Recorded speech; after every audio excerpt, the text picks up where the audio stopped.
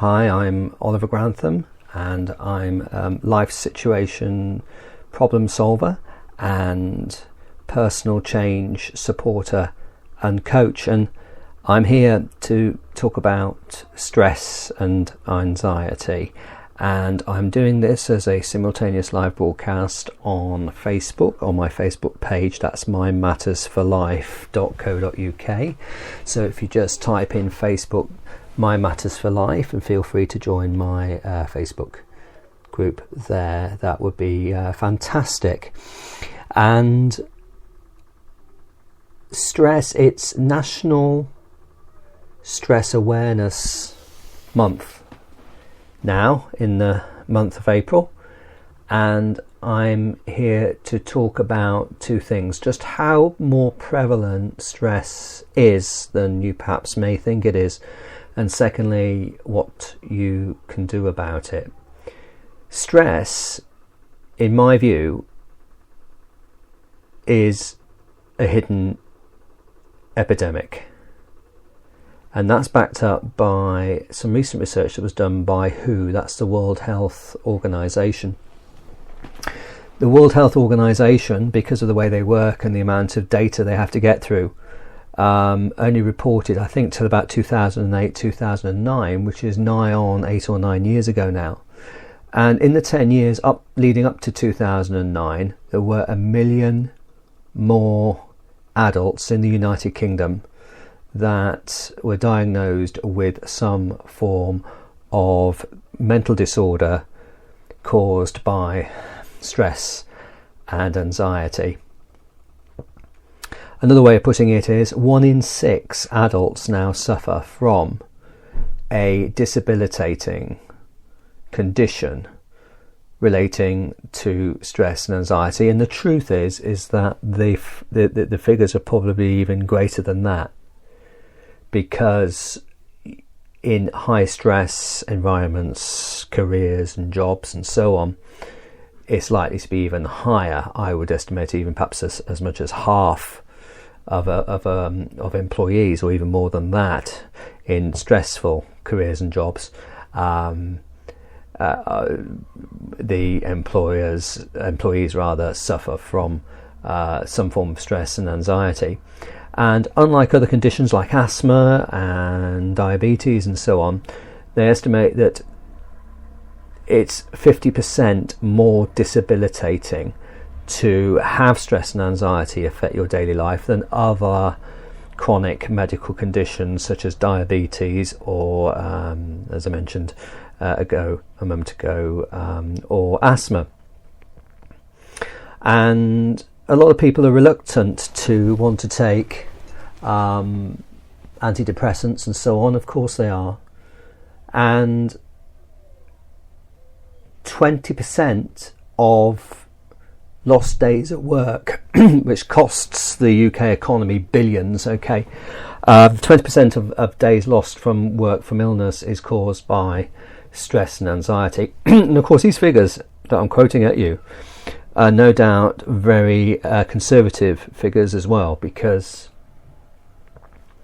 there's still a stigma attached to stress and anxiety, and people are unwilling to divulge the fact that they may be suffering from stress and anxiety related conditions. And if you forgive me, there's some usual kind of traffic and things going on outside my window here.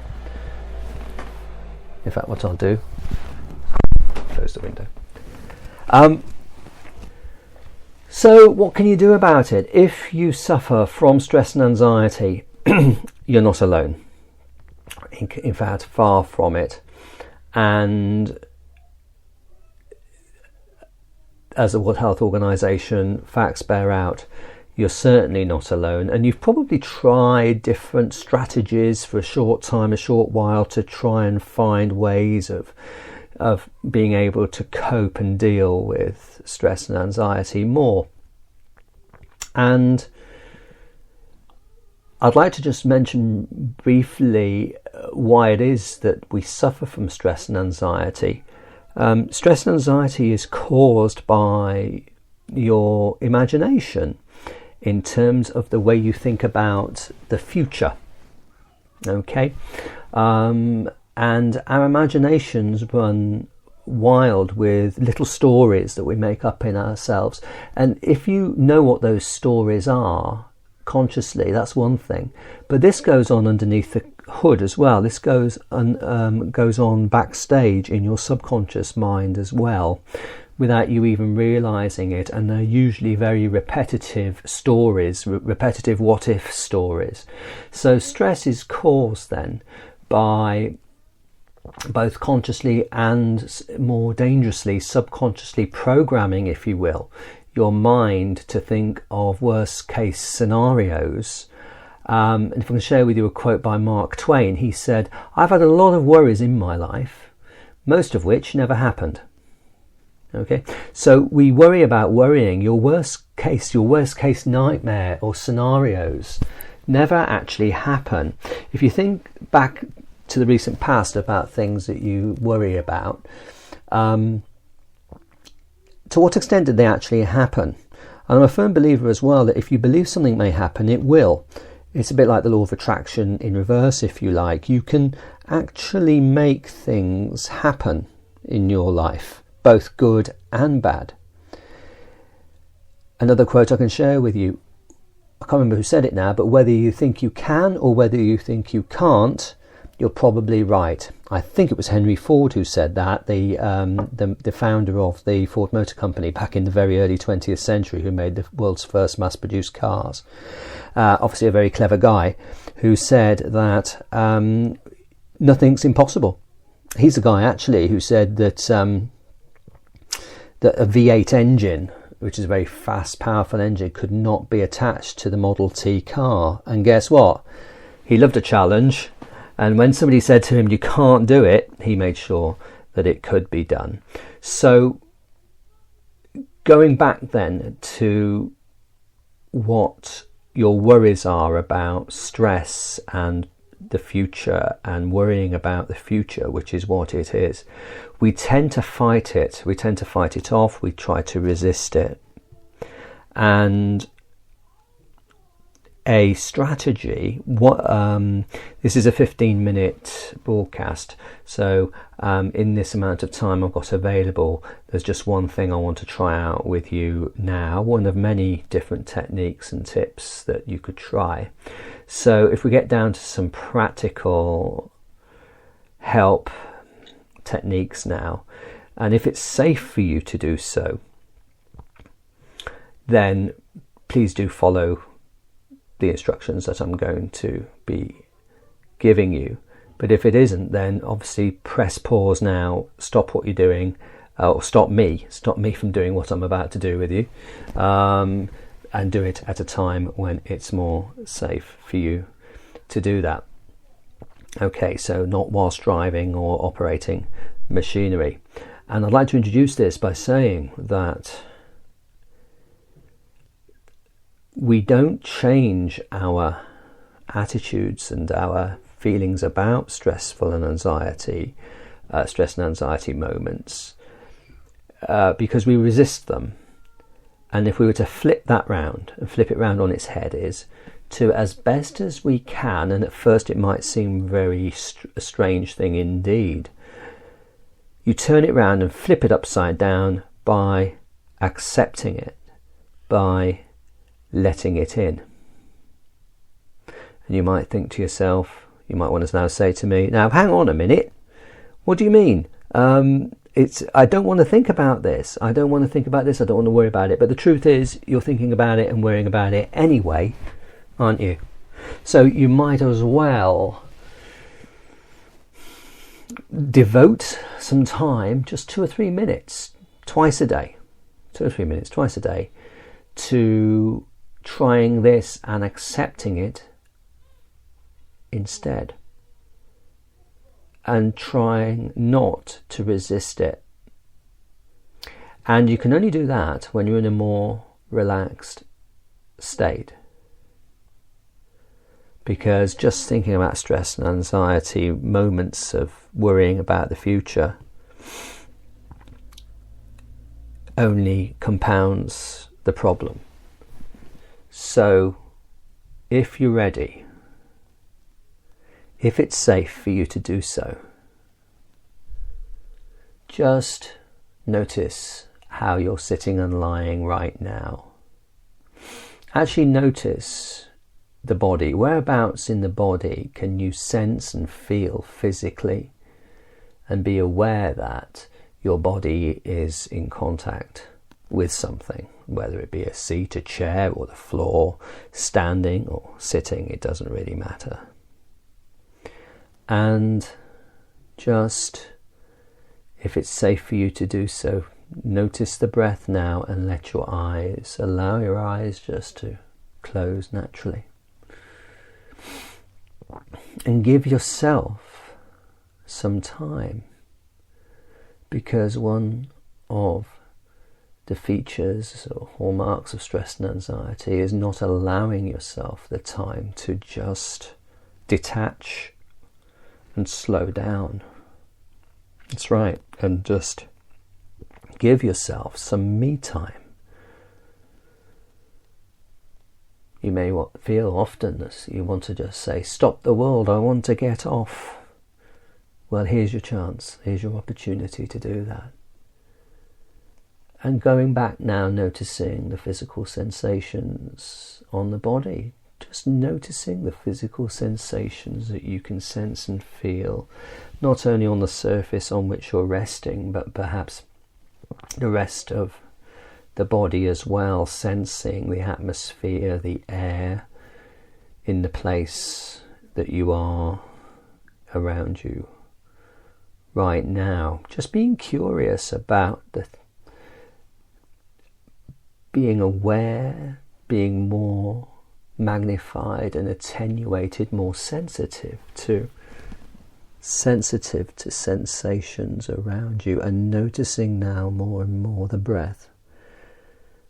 On the next breath in, actually remind yourself, tell yourself now that you are breathing in. So next time you breathe in, say breathing in and breathing out. And then with set an intention now, an intentional awareness. Say to yourself, breathing in more deeply. So just make that effort to breathe in a little bit more deeply now. Hold slightly, that's comfortable, and out. Okay. Might help to count what I call the 4, 3 and 7 breathing pattern, which on the next breath in goes 1, 2, 3, 4. Hold for 3, 2, 3, and out for the count of 7. 2, 3, 4, 5. And repeat. In for 4. Hold for 3. And out for 7. That's right. And noticing in minute detail the physical sensations of the body and the breath as you breathe in more and more deeply, more and more comfortably now, just enjoying, sensing the relaxation in every moment that you notice as you do this. And do it just a couple more times now. And I'd like you, as you continue to do that, to imagine that you're withdrawing, that you're pulling away from, coming back from your thoughts. So think of some thoughts that may cause you stress and anxiety, not something that's very overwhelming and not something that's very low either, something middling, okay? And imagine that you're sitting on a beach somewhere and noticing these thoughts as clouds. Do something, ask your imagination now just to put a bit of distance. That's right, a bit of a gap, distance between you and your thoughts. That's right.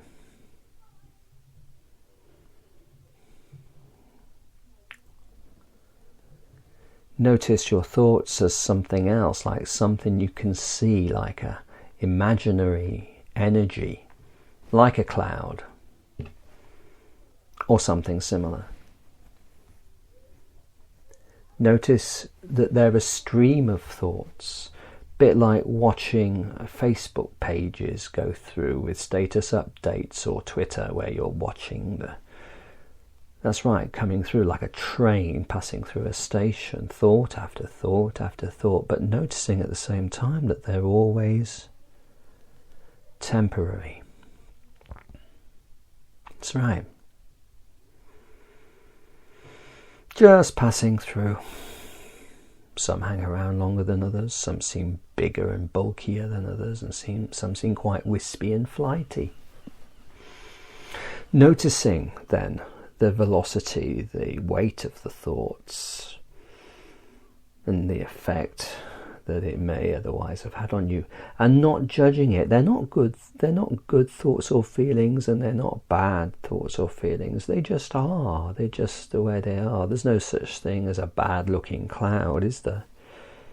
They're just clouds, just as thoughts are just thoughts.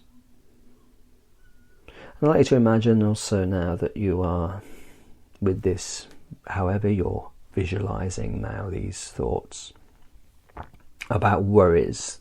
They're probably very familiar to you, and yet in this more relaxed state, not familiar at all, and something to perhaps learn from. Just observing them, just noticing them for what they are, and realizing perhaps that they are just thoughts and feelings, and it's the emotional attachment, it's the emotional interpretation, reaction, if you like, maybe over many years. Be aware of the thought of that possibility then, that they're just thoughts that you yourself put an interpretation to. And as you do that, imagine you standing now in front of a sink with clean water, and allowing the energy of those not so helpful thoughts, just put them into the sink now, and swirl them around one after the other, noticing perhaps the water getting darker and darker, blacker and blacker. For these thoughts, part of you knows, don't you, that part of these thoughts are just unwanted. They don't serve you anymore. And they don't serve you, and you no longer serve them. And you can let them go as comfortably as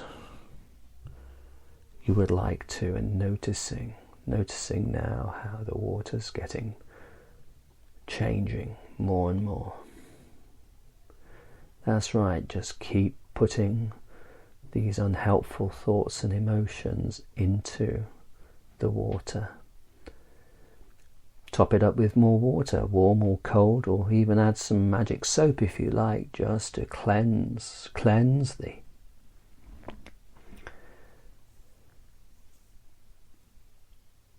water that's in there. And continuing to breathe, remembering to breathe in for 4, 3, and out for 7, without perhaps consciously knowing that you're counting now. Being aware of the senses that you experience when you experience relaxation like this. Noticing just how comfortably relaxed you feel. And I'm going to count down from 5 down to 0. And on the count of 0, you can pull the plug from that sink and let it all just drain away, letting it go. 5, 4, 3, 2, 1, 0. That's right. And you can let it all go now. Allow it just to flow away and out. That's right. Noticing the thoughts and bodily sensations that you may be experiencing now, or any other thoughts or sensations as you allow this just to let go now. That's right. And in a moment I'm going to ask you to count up from 1 to 5. On the count of 5 you can open your eyes and come back to the room and take one last deep breath in and out for this part of this relaxation exercise before returning to the activities of your rest of your day. And thank yourself now.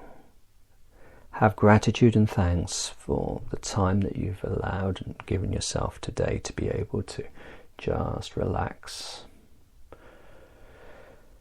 and detach and slow down and become more aware perhaps of your thoughts, and that they are just thoughts and that you can detach from them and you can let them go. And as you consider that you can do that, remind yourself that you are developing a relieving stress consciousness. You're beginning now to be able to start a technique and use this technique once or twice a day, and with repeated practice you'll get better and better at it. As I count up now from 1 to 5, 1, 2, 3, 4, and 5, and when you're ready you can just open your eyes, take another nice deep breath in and out. Just give yourself a few more seconds to reorientate yourself back to the place wherever you're in right now.